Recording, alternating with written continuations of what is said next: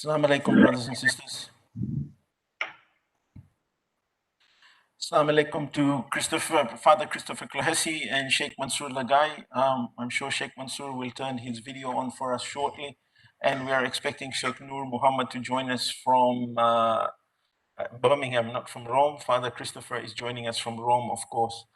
Like you all, some of you or most of you have now familiar with Father Christopher, as he joined us just a few weeks ago to speak about Sayyidah Zainab. And his book, actually, the book of that he wrote about Sayyidah Zainab, Half of My Heart. Yesterday, he shared with us on Twitter that it's won an award as one of the most, I think, respected. I'm sorry, I can't remember the exact award, but one of the most important books in the Islamic books that are there. So I'll bring that up at the end to cover that there. I'd also like to welcome Sheikh Mohsen Nasser, who is with me. As you know, he performs our Jummah prayers here for those who come regularly. And he will also be completing the program today with reciting of the Messiah. Assalamu alaikum, Sheikh Mansour. It's good to see you on video as well today. Okay, can you all, gentlemen, can you all hear me? Yes. Yes. Okay. Oh, we've lost Sheikh Mansour's video. No, he's back. Okay, Sheikh Mansour, can you hear me? Yes, I can hear you, Abbas. All right, thank you. All right, inshallah, we will now commence. For anyone who is wanting to ask a question or would like me to ask a question, on their behalf, please use our Facebook page, and it's there live on our Facebook page. You can see me holding the phone and taking any questions as they come on there. The questions that please keep the questions very, very brief and specific to Sayyidah Fatima Zahra AS, and not to go on to other topic areas, please. Okay, without further ado, we'll get started, and inshallah, when Sheikh Nur joins us, I will get him on. I'll welcome him as well. Abbas, I don't know if others have the same problem. Your voice is no, we're having a problem with your video there, Sheikh. Father, you having any problems with hearing me? No, not at all. Okay, we'll just get Sheikh Mansour hopefully back online again. But let's continue and start from here. Okay, so if I could also please ask a favor to please have everyone's mobile phone switched off, because it will affect the sound, and please do not use the center's internet, as I'm fully using it for all the features we're running today. Bismillahir Rahmanir Rahim. Sayyidah Fatima Zahra AS is an iconic personality in the Shia community. But there's a lot of history about her that has confusion for a lot of the Muslims, both the Shia community and the Sunni community. We know her as the daughter of our Holy Prophet, but there's not really much more that we know about her, as the discussion usually about Sayyidah Fatima Zahra AS' life is usually around the birth of her children, the marriage to Imam Ali AS, or at the final steps of her death. Today, we want to cover some of the areas that we should know about Sayyidah Fatima Zahra AS. So before also entering into the discussion, there is one thing I want to please ask the scholars here, and please correct me if I'm wrong. Most of the things that we in our Shia and Muslim communities rely on are upon Hadith. Hadith usually in those times were done verbally. If someone heard something, say something, they would then transmit that and follow that through. So if I say something, and someone would then take that message forward and continue with that. With that method, also, we can have tainted hadiths as well, where hadiths are created to create confusion and to manipulate people's thoughts. So we will try and address those as well as we go today. I would say it's very similar to the fake news or the Twitter feeds that we have today, where we have so much text and information happening, but there's very few of them that are actually correct. So we will try and work through that. So what I'd like to start with Father Christopher first is, Father Christopher, in your book, Fatima, Daughter of Muhammad, you compare Sayyidah Fatima Zahra AS' birth as a divine birth, and you almost bring parallels with it, with the birth, with the life of Maryam, the mother of Nabi Isa alayhi salam, and particularly about the fruit on how she ends towards her conception. Could I get you to start us with there, please? Thank you. Yes. So there are a number of hadith mostly, of course, in the Shi'i tradition, and some of the Sunni scholars like Zahabi condemn these quite strongly. Nonetheless, there are a number of traditions in the Shi'i corpus in which Aisha sees the Prophet embracing and kissing Lady Fatima and questions why he is doing this. And the Prophet's answer is that while he was on a night journey as opposed to the night journey, maybe not the night journey, but a night journey, because in the Shia tradition, there seems to be more than one of these encounters that he has. While he was on a night journey, Jibril gave him a fruit from the heavenly tree, fruit to eat, and he consumed this fruit. And when he returned from the journey, he had intercourse with Lady Khadija, and Lady Fatima was conceived. So that her conception seems to be a direct result of this fruit of paradise. Now, I use the word divine, of course, in a very careful way when I say that her birth is divine. It's a result, perhaps, of this divine or heavenly fruit that he ate. But the idea of the fruit of paradise, of course, is a very strong idea also in Christianity. It is the eating of the fruit of the heavenly tree that causes Adam to fall because he eats it in disobedience to God. And here in the birth of Lady Fatima, it is through an act of obedience by the Prophet, through a command from Jibril, that he eats this fruit and Lady Fatima is conceived. So that afterwards the Prophet is able to say, whenever I long for the smell of paradise, I simply have to be close to or smell the neck of my daughter Fatima, and I am reminded of what paradise smells like. So it's a beautiful tradition, but it has some important theological underlying concepts, especially the idea of eating of fruit which caused the fall and the eating of fruit which brings to birth the Lady Fatima.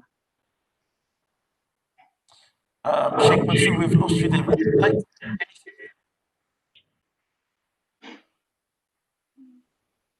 Okay, I will come back to. So when you compare the fruit, you're talking about the fruit that the Prophet brings back from his journey from heaven prior to conception of Sayyidah Fatima Zahra alayhi salam, as similar way to the dates that we, as I believe from the Quranic text, that the dates that was when Maryam was asked to shake the tree and the dates would come down for her to eat at that time. So when Maryam was asked to shake the tree, of course, it seems that Isa, if he was not born, was about to be born, but he was already conceived. Whereas the fruit of the tree of paradise that the Prophet eats at the command of Jibril seems to lead to the conception of Lady Fatima, so that there is a slight difference. But throughout religious texts, the idea of fruit and the idea of eating it in obedience or in disobedience form strong parallels. So yes, certainly the Lady Maryam story of the eating of the fruit that comforts her in her terrible situation as she gives birth to her son Isa is certainly parallel to this, but with different results. One is for nourishment, the other leads to a conception of the daughter of the Prophet. Okay, thank you. I apologize. I think Sheikh was having some IT issues there, so I'll just wait for him to come back, but we'll continue from there. The next item in your book, and there is a lot of discrepancy on that, is regarding the year of the birth of Fatima Zahra alayhi salam and also the number of children that the Prophet had. We know that he lost his sons, so he wasn't left with any sons. But the conjecture is whether she had one daughter or four daughters, and the position of Fatima and the year of her birth. Could you I think go through how you've presented in the book that Fatima was the youngest of the daughters, and her conception would have been after one of the night journeys to connect the divine fruits.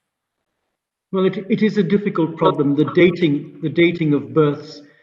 Generally speaking, between the Sunni and the Shi'i scholars, there's a 10-year discrepancy. So that according to the Shi'i scholars, Lady Fatima is born around the year 605, but according to the Shi'i scholars, she is born a good 10 years after that, so that she is much younger when she marries and also when she dies. She is still very young.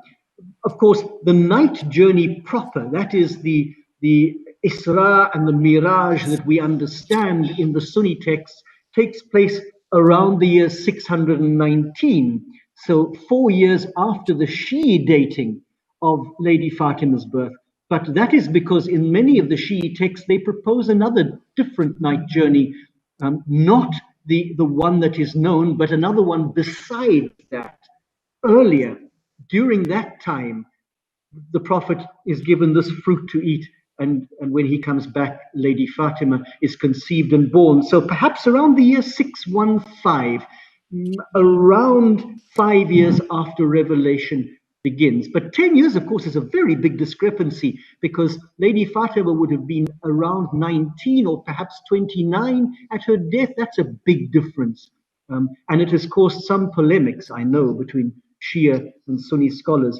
Yes, and certainly, again, I used a number of sources. Obviously, all of the Prophet's sons died, predeceased him, including Ibrahim. There's some very important hadiths about Ibrahim. We're not even absolutely certain how many sons he had. Some scholars suggest that some of the names like Qasim and Tahir and Tayyib are maybe the same. It's difficult to know.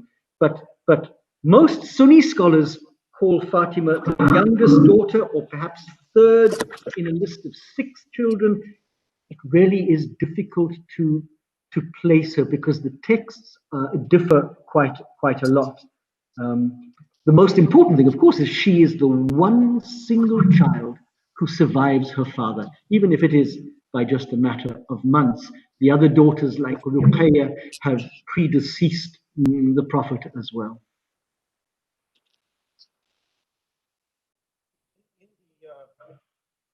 Within the book, you also highlight the position of Fatima Zahra alayhi salam, and you've used this source from Aisha to describe her position and the relationship between the Prophet and Sayyidah Fatima Zahra alayhi salam, and how Aisha described that relationship between Sayyidah Fatima Zahra alayhi salam and the Prophet. Could you elaborate on that, please?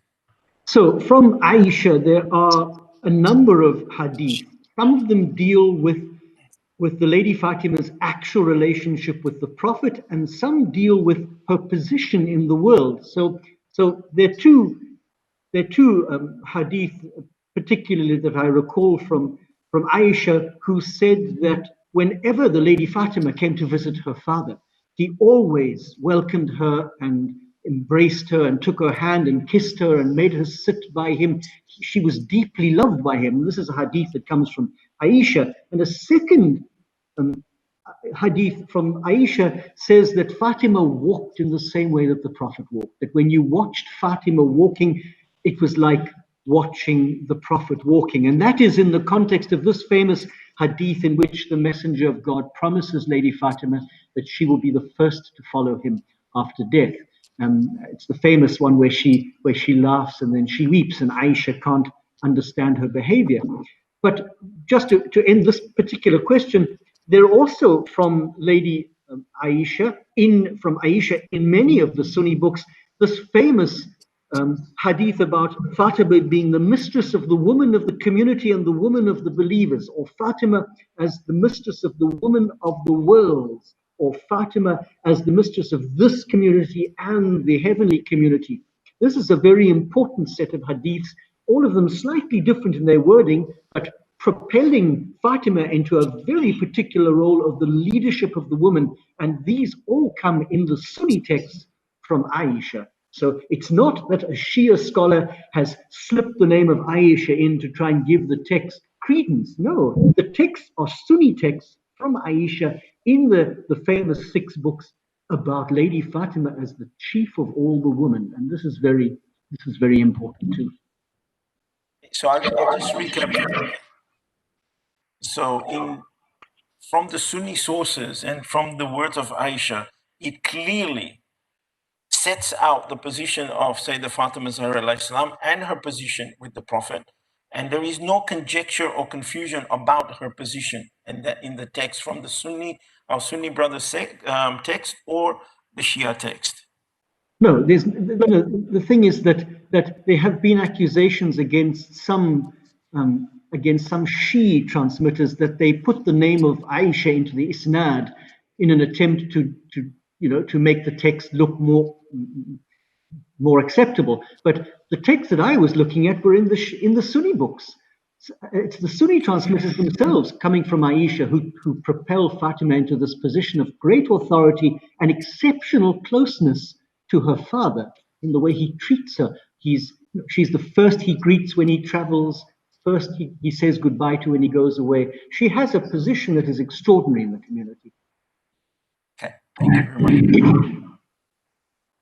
much. We continue to have some IT issues here. So Sheikh Mansour has apologized. He's not got very good internet where he is, and he will try and come back with us shortly.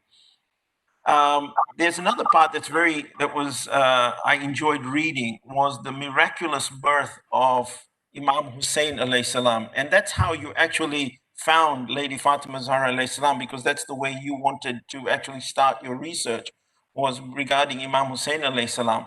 And you actually speak about his birth and the stories about his future even before his birth as to what would happen. Could I get you to touch on that for us, please? So, and you have sitting next to you a far greater expert than I in all of this. So I stand corrected. But as far as I could work out, there are about 7 elements in the birth of Hussein that make it miraculous. First of all, there is, of course, these famous ashbah stories, the stories of pre-existence, the stories of the Ahl Bayt pre-existent. And Al-Hussein is certainly amongst those pre-existent figures, and his brother Al-Hassan. So that's the first miraculous issue. Secondly, there is the story, although it's not carried by many transmitters, that like Isa, or perhaps like Yahya, Al-Hussein was only 6 months in the womb, and that this great privilege was only given to very few, him and perhaps Isa or perhaps Yahya. Thirdly, again, carried by very few transmitters, there is the hadith that says that the name Hussein had not been given to anyone before him. Like the name Yahya, no one before had been given this name. So it is a name that is given by God himself. Fourthly, we're told that Hussein in the womb of Lady Fatima is protected from Iblis, and carried by some Shia sources, but not many, that there is a special protection for him in the womb in the same way that Lady Maryam was protected in the womb of her mother. Then, of course, number 5, there are all of these angelic announcements of his birth, but also of his death. So the Prophet gets exceptionally good news, but also very bad news at the same time.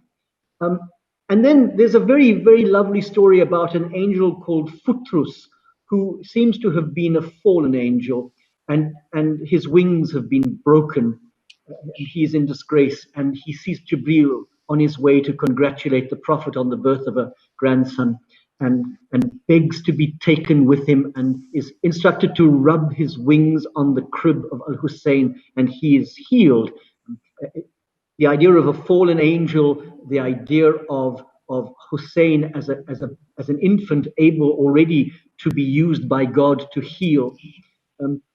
So there's a great deal of angelic and miraculous activity around his birth, all of which, unfortunately, too, has a certain foreboding about it, a forewarning that he is going to be martyred and that he is going to be killed by the community of his grandfather.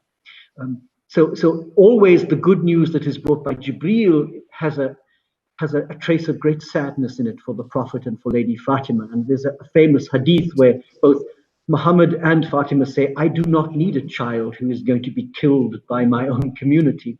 And Jibreel insists that God has ordained all of this.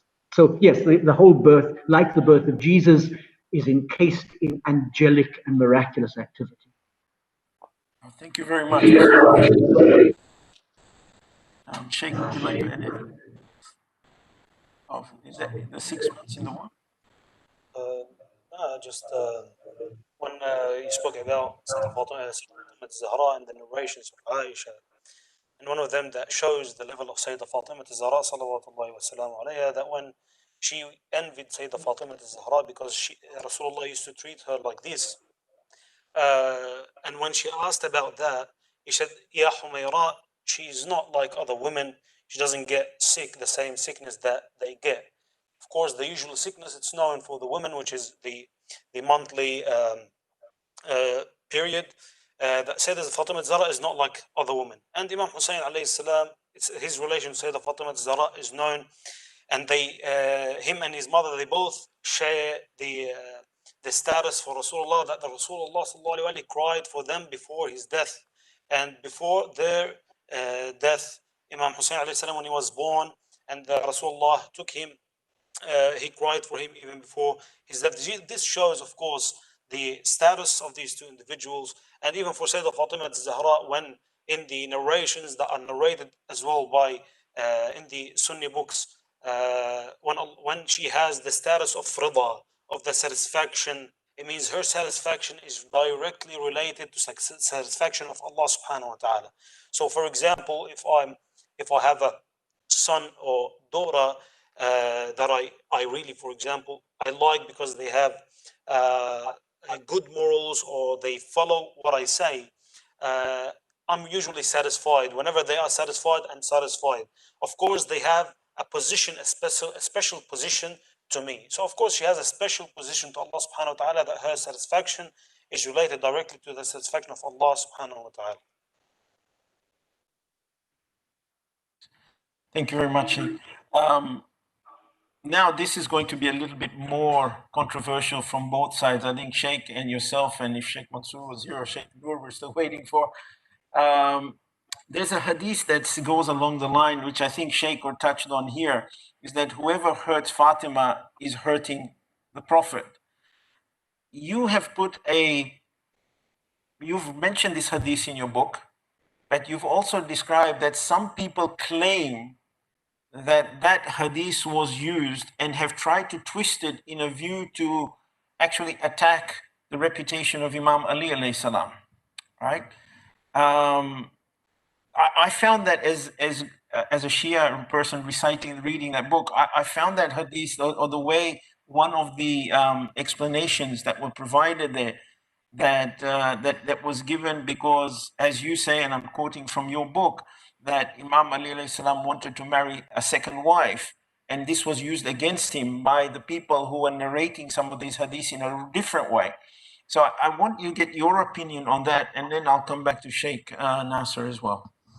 So there are some transmitters, Sunni. So could I begin by saying that one of the reasons that I wrote the book on Lady Fatima was because I had read some texts by historians who said that she played no role at all in Islam, that she was unimportant, that, forgive me saying this, that she was a nuisance to her father, that he married her off to get rid of her. This is what some scholars were saying, Western scholars, and that I attempted, therefore, to answer this and to say this is not true. And that's why I used both the Sunni and the Shia text, because I wanted to show that she is exceptionally important in the Sunni text. All the most important hadith about her are to be found in the major Sunni transmitters. Even if people ignore these texts and don't read them, she's there. Now, some transmitters use that famous hadith, Fatima is part of me, whoever injures her injures me, and the wording changes, whoever angers her angers me. Some transmitters in the Sunni text used the marriage story, claiming that Fatima went to her father to complain about Ali, that he was thinking of marrying again, and that the hadith therefore becomes something of a rebuke by the Prophet in the mosque, in the masjid, against Ali, to stop him from marrying again. So again, this is the opinion of some transmitters who are giving a sort of asbah and nuzul context to this hadith. And so I tried to disprove in my book a little that the marriage was unhappy, that Ali had lots of complaints against Fatima, and that she regularly complained about him to her father. This is what some Western scholars were saying. And I tried to show that even just looking at the Arabic itself, the Arabic text, that there seems to be absolutely no proof that Ali ever intended to marry again. that he certainly did not marry again while she was alive, and that the marriage was under the eyes of the Prophet, not hidden from him, and that it was a marriage that was at peace.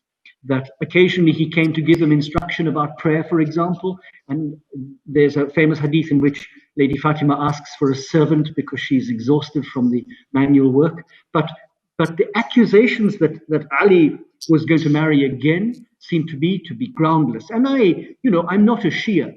I'm an outsider looking in, and so I looked at all the texts objectively, and I can find no evidence that's worthy of credence that he was planning to marry again, or that he was violent. There are some scholars who suggest he was physically violent towards Fatima, and that she complained about that he used violence against her. I can find no credible source for those stories. The important point of that hadith is that Fatima is part of her father. Therefore, she is greater than all other women, not that she is under threat from her husband. And I think that these scholars have misread the text.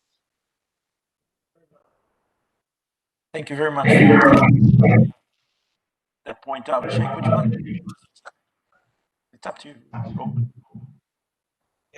Also, if we can add to that, we can even logically, if we want to talk about it, when Amir al-Mu'mineen in the narrations, Imam Ali, when in the narrations, he asks for the hand of Sayyidah Fatima Zahra. Some of the narration says that he didn't ask him directly, and he was very shy to ask because he's Rasulullah, he's the Prophet, and he's got this status. And in the Sunnah narration, when he spoke to Sa'ad ibn Mu'adh about this, and then Sa'ad delivered that to Rasulullah. And even after the Shahada or the Martyrdom of Sayyidah Fatima Zahra AS, when he wanted to marry al-Baneen, when the purpose of that marriage was when he asked, he said, أخبرني عن امرأة أنجبتها الفحولة من العرب. He asked about the tribe that this woman came from. He wanted this woman to be from a strong family, or like the strongest men who raised this kind of woman, so she can bring kids to aid Imam Hussain alayhi salam in Karbala. So this is the obvious reason that through the narrations. And even the usual reasons for a person to get married again, sometimes it's because his wife cannot, for example, satisfy him enough. If you want to talk about it logically, but Sayyidah Zahra, if we look at her martyrdom, whether, as you said, according to her birth, the difference in 10 years, whether she died in less than 20 or more than 20, it's still less than 30 years old, and she's still young. If we want to talk about it logically, this is not even logical for him to seek for another wife.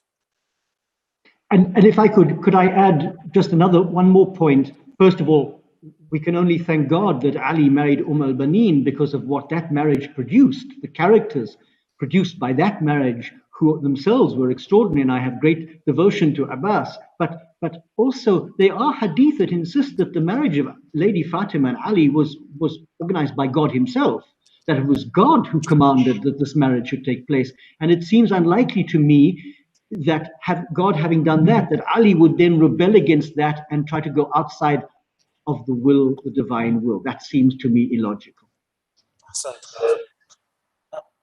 Father Christopher, I'm going to list of questions that I think the discussion points. You again have made it very clear your affection towards Abbas, as in the son of Ali alayhi salam. What I have to ask you this: how did you come to that position? Well, of course, because my speciality, if I may call it that, and again, I am nothing more than a student. There are people who have a lived experience of Shia Islam, which I don't have. I have a book knowledge. So I am nothing more than a student. But as I was researching, firstly Lady Fatima, then of course Al Hussein, then the precious Lady Zainab, other characters, important characters arise. And while I was writing the work on Lady Zainab, I said to myself, why does Abbas not have a biography, a substantial biography in English, based on the Arabic, but in English, for English speakers to read? Well, one of the reasons is because the sources are very few. It's very difficult in the classical Shia sources. to find information. And I know this because I've done at least a year now of research on Abbas, desperately searching Hadith, trying to find something that I can put together. You know, besides the important moments at Karbala and the fetching of water for Lady Sukaina and the other children, it's very hard to find substantial information. Anyway, I'm about to publish a third book, which is not on Abbas, but on something else. And then the fourth one, maybe my last one, and then I'm going to retire, is going to be about Abbas, because I think Abbas is hugely popular in the Shi'i world. People have immense devotion to him, and I think he merits, like Lady Zainab, he merits a biography. And I'm going to use everything I can to make that happen. I look forward, and I'm sure that everyone listening will be very, I will be waiting to get that copy of that book as soon as it comes out. Jumping that list a little bit, can you explain in your view, because you've explained a point by Lamens, the French historian, I think, where he writes about Fatima Zahra AS in a very negative way, that she played no role in the community, she wasn't participating in the community, and his words were that she was very insignificant to the community. You've actually proved the opposite of that. You have gone through and explained her role, not only in the community, her role when defending her husband as well. If you could please spend some time in highlighting what role she played during the different stages of her life in the Muslim community. So if I could preface this by saying that Lamens was a French scholar. He was also a Catholic priest like me. I took him on. He's long dead, but I took him on because he wasn't a bad scholar. He was a good scholar, but he had a strange antipathy towards Shiism and to the Ahl Bayt. And he wrote a few pamphlets on Lady Fatima, nothing more than that, in which he suggested that she was sickly, weeping all the time, probably manic depressive, a nuisance to her father, who married her to Ali just to get rid of her, and that she continued to be a nuisance, but also that she played no substantial role in those opening moments of historical Islam. I stress the word historical, those opening moments of historical Islam, and I attempted to prove the opposite. Now, there are a few incidents, of course, that we have where she comes to the defense of her father. She shields him when people are abusing him physically, throwing things at him. She shields him. But I suppose really more clear is her activity after his death. So we have to understand that she is grief-stricken by the death of her father, to whom she is utterly devoted. I suspect also that she was not physically a strong person, that Lady Fatima was still quite young and may well have been physically quite frail. And yet, between the time of the death of her father until her own death, which may have been a period of maybe 6 months, maybe a little more, she was tireless in promoting the just cause of her husband as the rightful leader of the house of Islam. And we know that she went about at great expense to her own health, promoting him. In other words, she is an advocate for what is just and for what is right. And that is where Lady Zainab, I'm convinced, gets the same trait from her mother, that she eventually will become another woman who will, under great pressure, stand up for justice. So I tried to highlight in the book that both in the Sunni and the Shia text, but particularly in the Shia text, the most important hadith about Lady Fatima are to be found, about her relationship to her father, her being present to him. When he is bathing, for example, she covers him. She is a caring, loving, interested daughter who is always there and who is submissive and obedient to what her father wants. So, for example, she marries Ali because God commands this and because her father desires it. Therefore, again, we come back to the satisfaction of her father, which it becomes the satisfaction of Lady Fatima as well. It's that very grey, difficult period from the moment of the Prophet's death until her own death, I suppose, after the Fadak incident, after her famous, I don't want to say khutbah, because it wasn't a khutbah, it was an ihtijaj, it was a protest in the masjid, about the leadership and how the leadership had behaved. After all of the trauma of that, comes her own death 6 months later. But in those 6 months, she's enormously active, and therefore is an unmistakable personality in the historical development of Islam, even if it's just a period of 6 months. Thank you very much for that. Sheikh, would you have a question, or continue through the list? Sheikh is following you carefully here, so I need to keep. I think we're all enjoying what you're saying and following through together. So the issue of Fadak is, again, a very, very controversial topic between the different narrations and different views. The land of Fadak was under the ownership of the Prophet, which he had received after the Battle of Khaybar, I believe. And upon his passing, it was meant to be, well, it wasn't even before, upon his passing, it was being run and was a substantial source of income for the Muslim Ummah at that time. It was not only a very substantial amount of income that was coming, but the funds were being distributed to the needy. And while the family of the Prophet were living a very simple life during that whole process, at the time of her father passing away, Fadak becomes a very hot topic for everyone, and the land is then denied to Fatima under various grounds. What's your view on the ownership of the land of Fadak before and then after the passing of the Prophet? So I always join the Fadak issue to the other issues, because I think Fadak is one in a series of events that take place in an attempt seemingly to marginalize Lady Fatima and push her to the sides. And I think there's reason for that. I really do.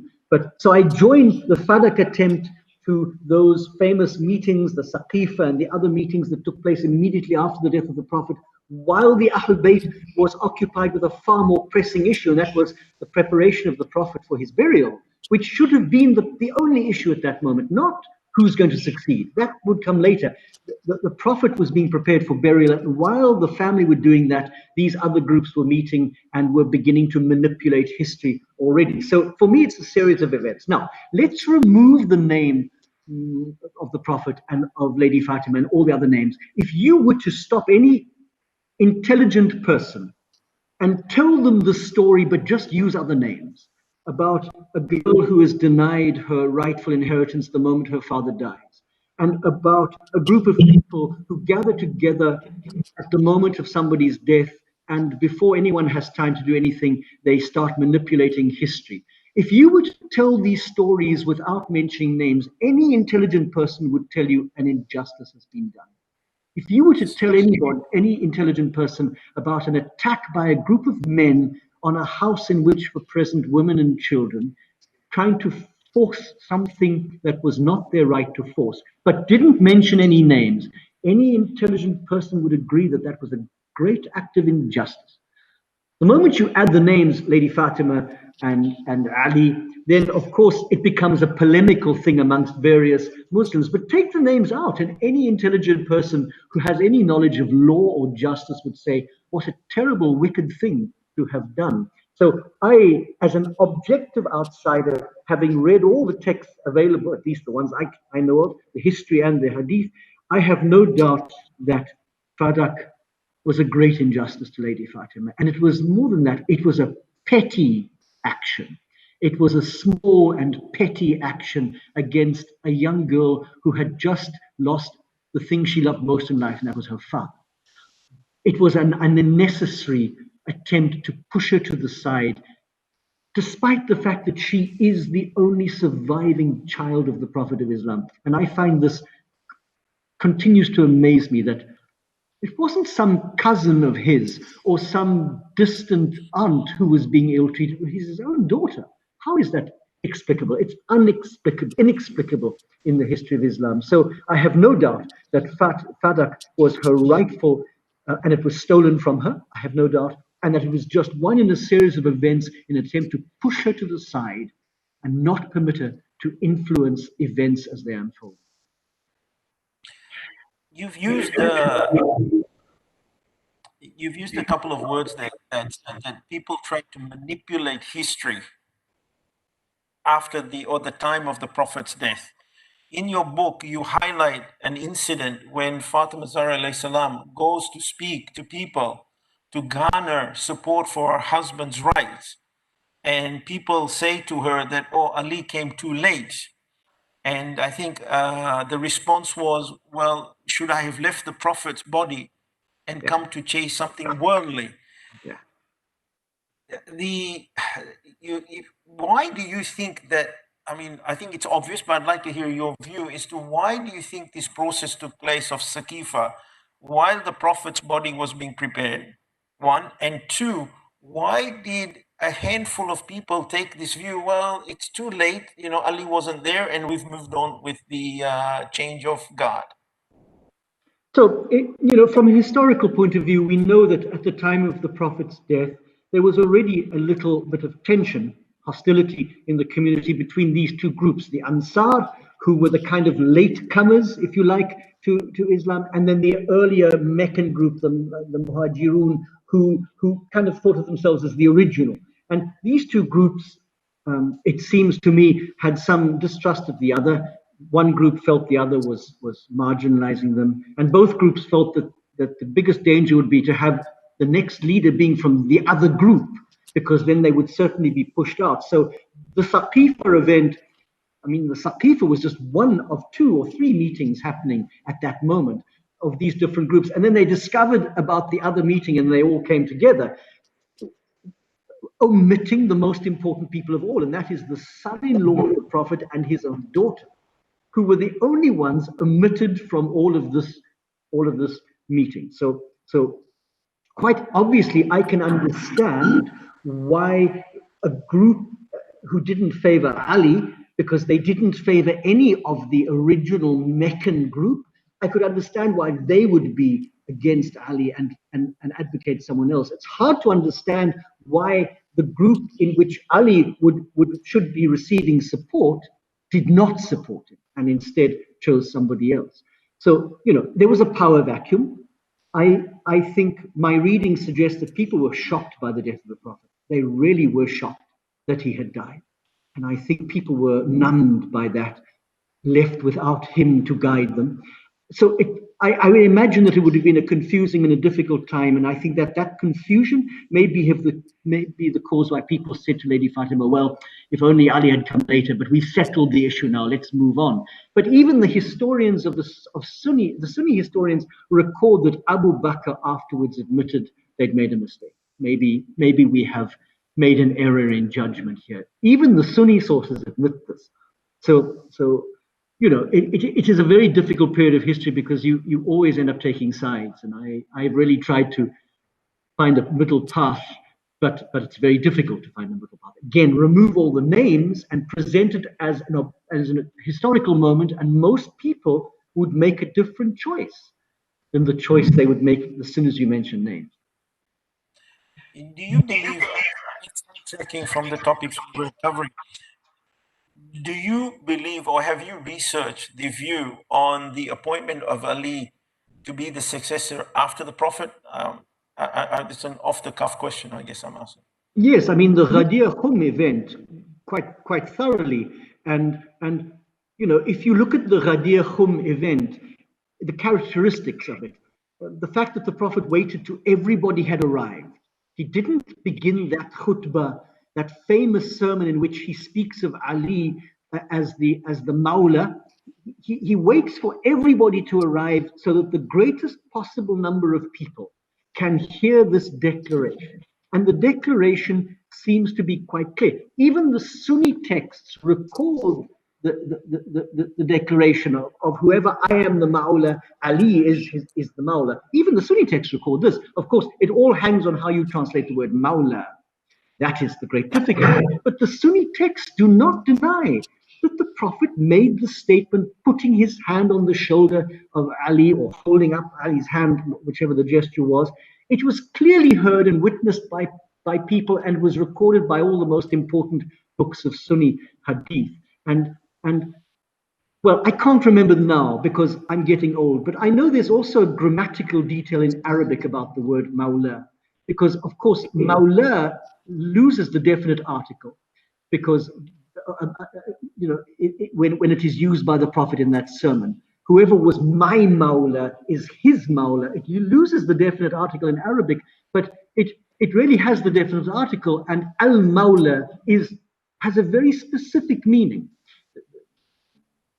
I can't remember the grammatical details, but it is one of the points in favor of Mawla, not just meaning, associate or supporter, but meaning something absolutely definite in terms of leadership. Okay. Thank you for that, Sheikh. Would you like to word Mola? Please. Actually, I wanted to add according to what you just said, Father. First point about when we spoke about Fadak, when we called it only in heritage for her. And then there is a reference of a narration that I read. I actually found one narration in the Sunni books, but we had like about more than one, of course, in our books. When Jibreel came to the Prophet with the verse, وَآتِ ذَا الْقُرْبَى حَقَّهُ, and give your relatives the right. And then he called upon Fatima. He says, Allah subhanahu wa ta'ala ordered me and ahabaha to give her Fadak. So Fadak was a gift for her from the Prophet before his death. And then it stayed with her for 3 years and a bit. And with her workers working there and bringing the Prophet every year or every month, or that interval of time that was needed to gather the Prophet. Secondly, about when they gathered in the Saqifa, they were in a safe zone after the Prophet ﷺ appointed Imam Ali alayhi salam. That was the reason of the panicking, that they panicked. They wanted people from them. The Ansar wanted a person from them, and the Muhajirin wanted a person from them, because the idea was brought up by I don't know if I can say the name, or by Umar and Abu Bakr. By Umar exactly, he brought up the idea of pledging allegiance to one of them, and then they panicked because they were feeling safe that the Rasulullah sallallahu alaihi wasallam appointed someone. And then the third point about Mawla, إنما وليكم الله ورسوله, in this verse, إنما وليكم الله ورسوله والذين آمنوا, when the wilayah of Allah, which is the Sultan, which is the power that he has over his creation, with using the harf al-wa, which is al-atf, إنما وليكم الله ورسوله والذين آمنوا, describing Imam Ali alayhi salam by characteristics, which is sometimes when you describe someone by characteristics is more subtle than describing him by name. When you point at someone by name, a lot of people share the same name, but not a lot of people, they share the same event of giving the ring. So the wilayah of Allah, when it's in the same as the wilayah of the Prophet, and the same as the wilayah of Amir al-Mu'mineen, here the meaning of Mawla. Mawla becomes more specific and different to what they go for. And apart from that, let's say even the Mawla is the meaning, doesn't mean that he has to be the caliph or the successor of the Prophet. There is no one that had the same event as Imam Ali alayhi salam, or Ghadir Khum, or showing the people this kind of level. No one was spoke about. The Prophet didn't say the same thing about anyone other than Amir al-Mu'mineen. So if we want to talk about, let's say Imam Ali is not an Imam, he's not the successor, but if the people really wanted someone to guide them, or he would be the someone that was chosen to be the trustworthy person, being called upon in front of 70,000 people or 120,000 people according to different narration, and to say, Man kuntu mawlah fa'aliyum mawlah, Allahumma wali man walah wa adi man. So if I could add just one more point to that, which is of some interest to me, and that is that they are the opponents of Ghadir Khum. In other words, those scholars who say, well, the Prophet didn't leave any specific instructions about who should follow him. Generally, they say that he left a process, or he left a procedure, or he left a mechanism. Now, I always say, well, what was this mechanism? Where do you find this? Because the truth is, and you yourself have just said it, that Abu Bakr was chosen by acclamation. Basically, Umar stood up and said, I think it should be him, and I expect everyone to agree, and everyone just gave the allegiance. that wasn't laid down by the Prophet. I don't know of any text where the Prophet said that's how it should be done. So you're on shaky ground if you say that the Prophet didn't appoint a leader. He left some sort of vague procedure by which I can find no reference to this procedure that he left, but I can find in the Sunni and the Shia books Ghadir, and that seems to be absolute clarity. Now we've got the. I think we will be running out of time. Namaz time is 8:30, isn't it? Just to confirm, if someone could let me know. Yes, just. I want to go and touch on this topic, which is going to cause me a lot of messages that will come through the next 24 hours. In fact, in the last discussion we had, I received some messages of complaints about the fact that I spoke about the attack on Lady Fatima Zahra AS' house, and we discussed that. So it is a touchy topic for people there. And this was Shia, by the way. This was from our Shia community, not anybody else. So there is a divide that is now growing within the Shia community. On the one hand, we're told not to discuss what happened at the house of Imam Ali alayhi salam after the Prophet's death. And on the other side, we have been brought up with the events that had happened and the attack on Imam Ali alayhi salam's house. Now, I've read your book. You don't go too deeply into it, but you're very precise on the transmitters or the hadiths that discuss this particular topic. So you are not taking sides, and neither am I. We're going to take what is there in front of us in terms of your hadith and your own research.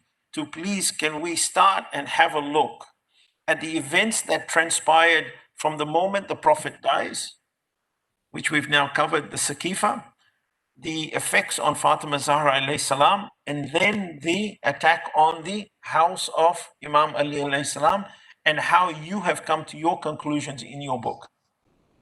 So it's not a touchy subject for me because I'm an outsider again, and my interest is history. And historians examine history and write about history, even if it sometimes upsets people. But again, imagine if you were to remove the names and just go onto Twitter and describe that a group of men had come to a house containing women and children and threatened to burn it down with the women and children in it. Twitter would go mad and demand that those men be brought to justice. So it's not a light subject. It's a difficult subject because of course there are discrepancies in the text. So I try to read the Shia and the Sunni texts, and the Sunni texts are interesting. Tabari, for example, who is a historian who has a certain affinity towards Al-Hussein. There's no doubt about that.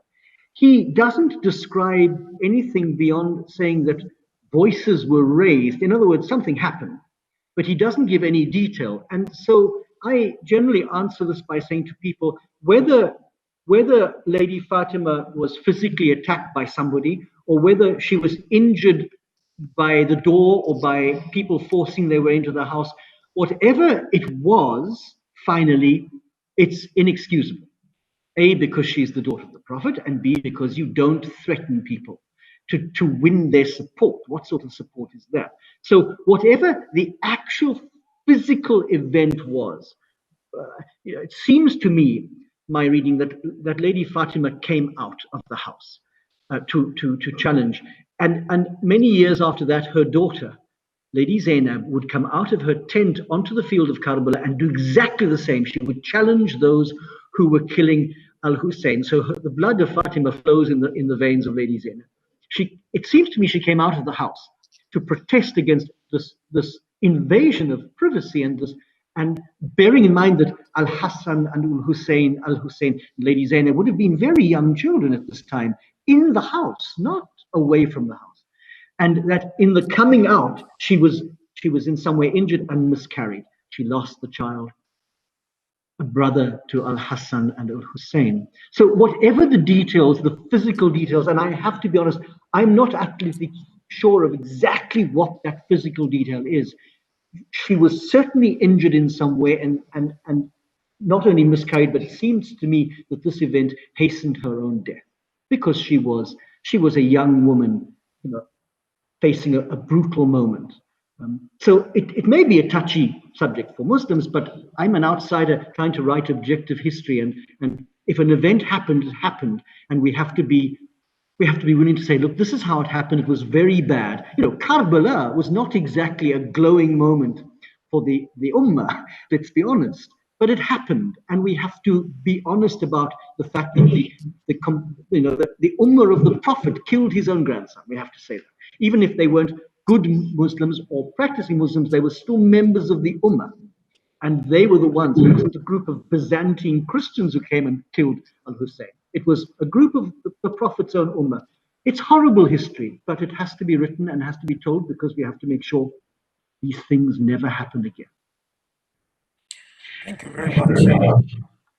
As we get to the end here, I'm not sure what's happening with my mic. You're off there. Okay, I'll start again. I'll just off this.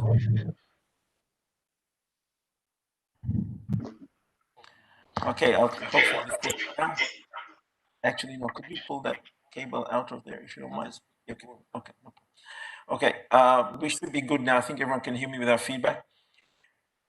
In your conclusion of your book, you actually intertwine the life of Fatima Zahra alayhi salam with Imam Hussain alayhi salam for the ultimate sacrifice in Karbala. And that you say that everything that evolved was all pointing towards Karbala, and that the Prophet had foretold that this would be happening. Could you highlight your thoughts as you've written it in the book? So this is the chance where I do a little publicity, and that is that I've just am publishing a new book on this very subject, the fact that in the house of Salama, but in other places too, Jibreel came to Muhammad and predicted the death of his grandson. And there's a whole lot of hadith about these predictions before and during and even after Karbala. So where did Al-Hussein learn his virtue? He learned it at the knees of his mother and his father. That's where we learn our virtue. He grew up in the household of the Prophet, and he was taught by the Prophet and also by Ali and Fatima, so that the man you see on the field of Karbala is the product of a certain shaping, a certain forming of his life by the most virtuous members of the Ahl Bayt. All that he is doing on the field of Karbala is living out the heroic example of his own mother and his own father, in obedience to Quranic principles about justice and about bad behavior and about standing up for the truth. But these are things that have been imbued in him from the beginning by his parents, by his and by his grandfather as well, of course. So in that sense, it's a continuum from the moment that Lady Fatima fights for her husband through to the moment that Zainab fights for Al-Hussein on the field of Karbala, and then afterwards in the court of Ibn Ziyad and Yazid. All of this is a continuum of the Ahl Bayt in history, and the Ahl Bayt continually doing what the Ahl Bayt does, and that is standing for the truth and for justice and for righteousness. So there's no separation. These figures pass one to the next. The ending towards, just to go back to Fatima Zahra alayhi salam's life, especially after the events at her house. So she's been attacked at her house, and we've covered that part there. But then she lives for a short time after that. But she still continues to represent her husband and goes to make sure that the correct information is transmitted. And while doing that, she's in severe pain during that process there. Could you highlight some of those examples, please? So she literally traveled around on a donkey, literally, from house to house, trying to garner support and trying to point out the injustices that were being done, besides the famous protest in the masjid. And I, besides the fact that there'd been the attack, besides the miscarriage, I think she at that stage was physically quite frail. I think she was perhaps even suffering from illness. I'm not convinced that she was in full and perfect health, and that all of this plus the grief of her father added to her demise. But until her last breath, she is still speaking for justice, speaking for truth. She never seems to lose hope that it's over now. Nothing's going to change, that it's all done and Islam is lost and the Ummah is divided. She never seems to lose hope. And it seems to me that that is one of the characteristics that she has carries through from her father, this utter conviction that in the end, God is much better at doing justice than we are, and that God will see justice done. It may take time, and it may not be fast enough for us, but he is much better at these things than we've ever been, and he is never going to allow injustice to continue. Karbala, for me, seems to be a defeat, and it is a momentary defeat, but it is a sign of a greater victory that is going to come, when God will see justice done, and those who lived and died for justice their names will shine out. So Fatima will be one of those. Now, the is the regarding intercession and the powers of intercession. There's a line where you say that Fatima Zahra salam will come on the day of judgment and present the shroud of her son Hussein and ask for justice. Right?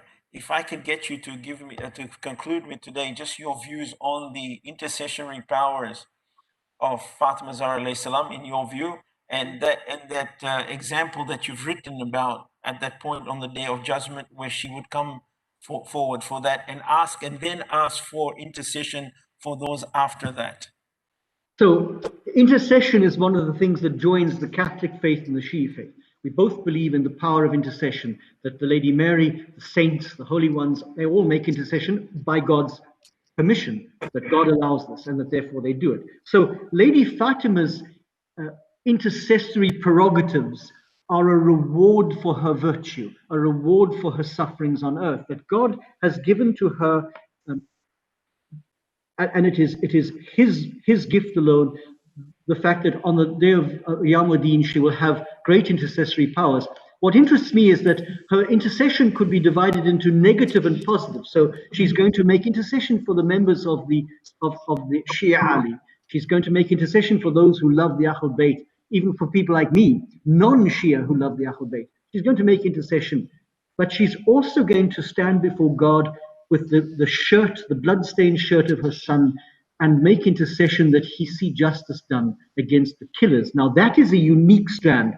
That is not a strand that you find in the Catholic or the Christian theology of intercession, but it is a strand that belongs to Lady Fatima, that she will stand before God and plead for, and sometimes her son will be there in front of her and she will not recognize him for how brutally he's been treated, and that she will hold before God this shirt and ask God that justice be done. So it is, in the book I said, it is both a positive and a negative intercession, but it is an all-encompassing intercession on the last day, that she may well be the first to enter paradise and lead the community in.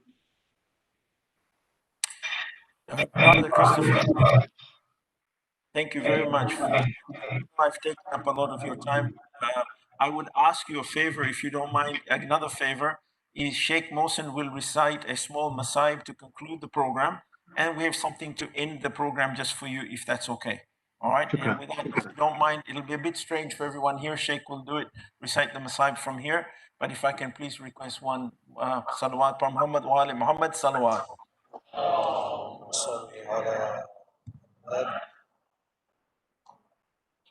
صلى الله عليك يا سيدي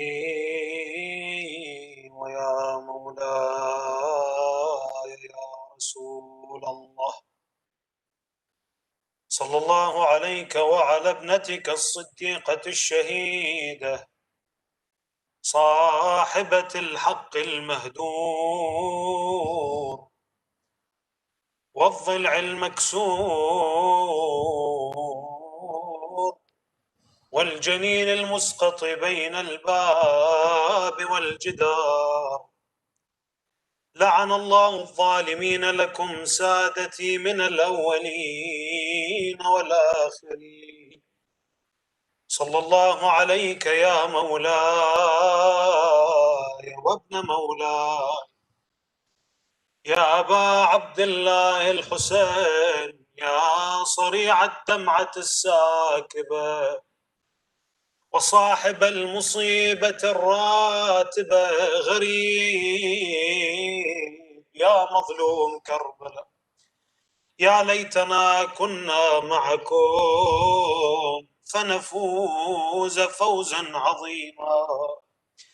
After the gathering that happened in the Saqifa, after the martyrdom of the Prophet salawatullahi wa salamu alayhi, after they decided to take the allegiance from Imam Ali by force, they came to the door of Lady Fatima, gathering wood on the door, threatening to burn the door and the house. The narrations indicate that they sent 300 people to surround the house of Fatima so they can stop the support. And some narrations indicate that they even put the wood on the rooftop of the house, aiming to suffocate the children and the women. What a crime against the humanity. They ignited the door. The door went open. They went inside the house. When Lady Fatima saw that, she didn't have a chance to go back to her room. So she took the door as a hijab between her and the men. And these strange people who entered her house by force. Umar, in the message that he sent to Muawiyah, that was read by his son Abdullah after the martyrdom of Imam Hussain. When he went to Yazid, he says in the message, when I felt the presence of Fatima behind the door, I put my foot on one side of the door and my back on the door, and I started to push. He says, when I heard the scream of Fatima, my heart was about to be soft. Then I remembered the magic of Muhammad. Oh, what a disrespect to the Prophet. Then he said, then I started to push more till I heard the crack of the ribs of Fatima. Fatima alayhi salam fell on the floor. She called, "Oh Rasulullah, see what happens to us after your absence." Then she called, "Fidda, oh Fidda, let me lean on your chest. By the name of God, they killed my fetus in my womb." She fainted alayhi salam. They went inside. Amir al-Mu'mineen took the attacker with his clothes and slammed him to the wall. He broke his nose. He said, "But you know that I have a will that was taken by the Prophet salawatullahi wa salamu alayhi. I gave him my word, and if you don't know that, you would have known that you can't attack my house." They took Imam Ali alayhi salam to the masjid. Abu Dhar said, "Is that Ali ibn Abi Talib taken by force? And if he wanted, he would have flipped the sky on earth." Salman looked at Abu Dhar.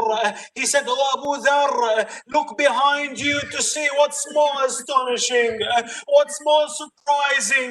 Abu Dhar looked back and he saw Qunfud slapping Fatima on her face.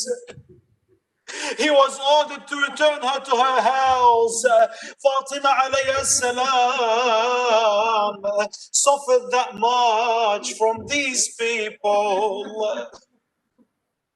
When her time was about to end, she told Asma, "Oh Asma, I'm going to my room to pray." and recite Quran. When you don't hear my voice, call me. If I respond, then I'm still here. And if I don't respond, then I followed my father, Prophet Muhammad. Asma was listening to the Sayyida Zahra while she was reciting Quran. After a while, that's the voice of Fatima Zahra went mute.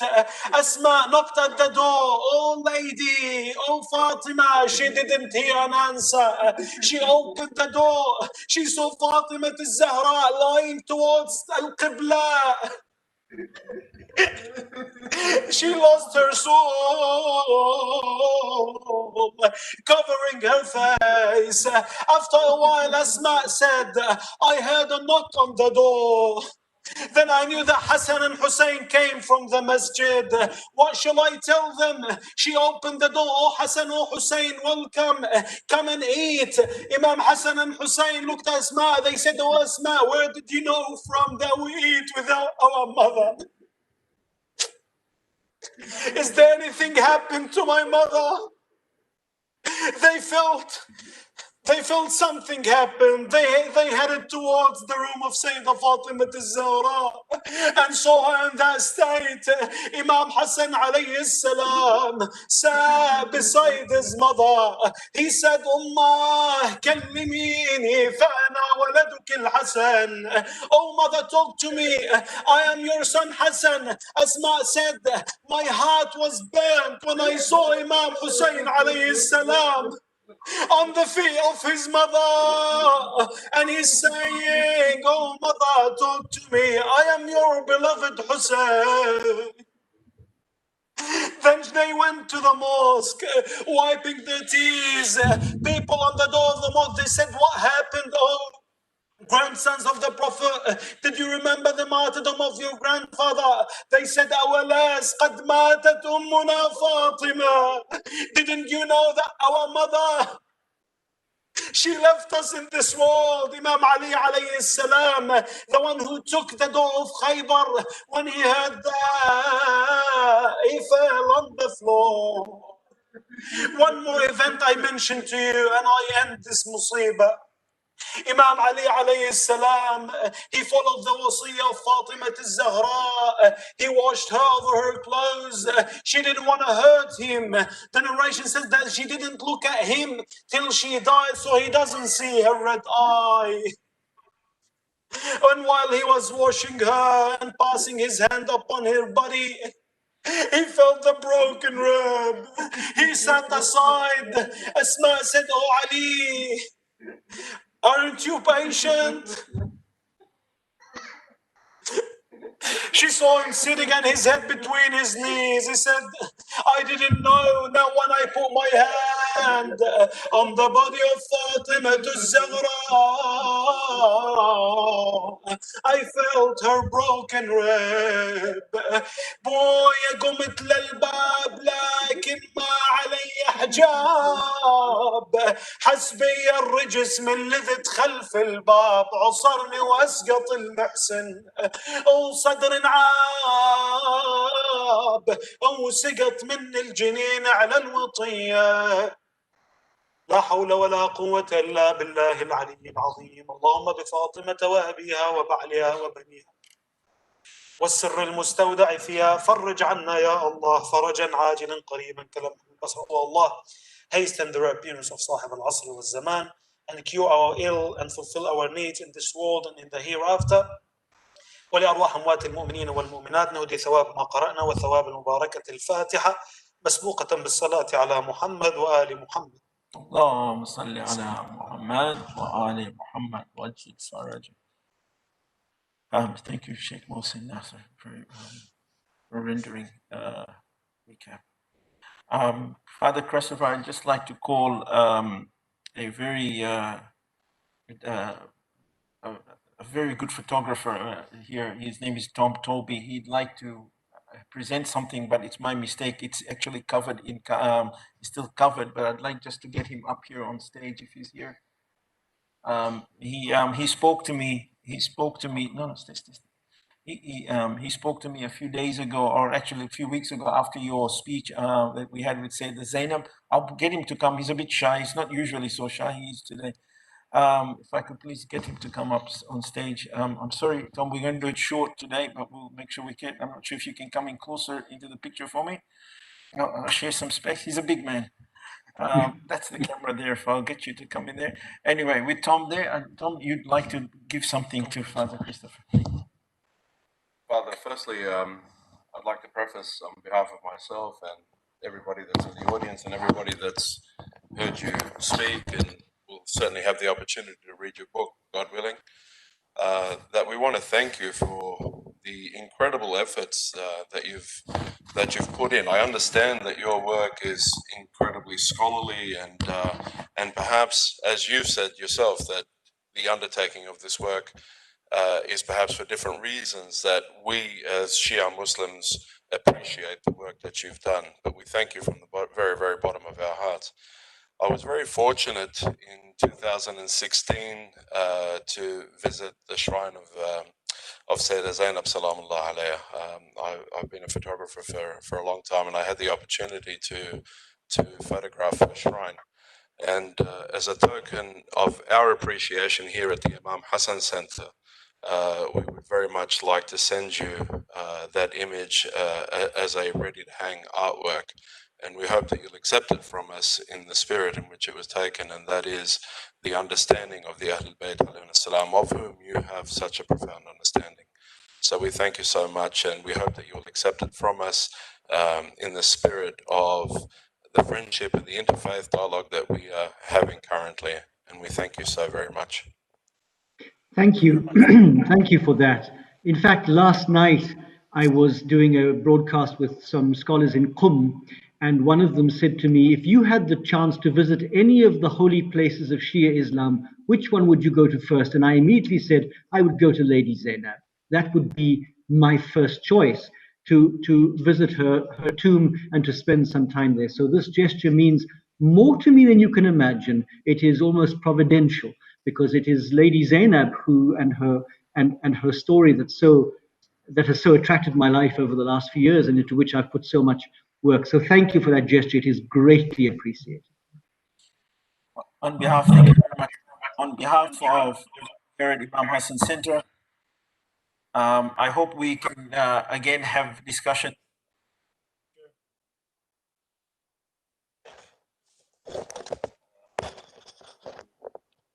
On behalf of Imam Hussain Center, again, Father Christopher, I'd like to thank you for your time and effort and your patience with my emails, many of them. And hopefully we can continue these discussions through the year. And I look forward to seeing you at Imam Hussain Center in Sydney as our guest. We are all grateful for your book and the way you've presented the book from, as you said, in a very fair view of history, and not from a Shia view and not from any view, from a very straight view of history itself and recounting history. So thank you very much. And as you said, may the intercessory powers of Sayyida Fatima Zahra AS intercede for you and for everyone who are the supporters and all the good people that we have around the world. So may God bless you. Thank you very much. And I hope and look forward to seeing you soon. Thank you. Thank you. I look forward to our next session, and keep safe in these difficult days. Keep safe and keep well. Thank you. Thank you very much. Muhammad Okay. Muhammad Salawat.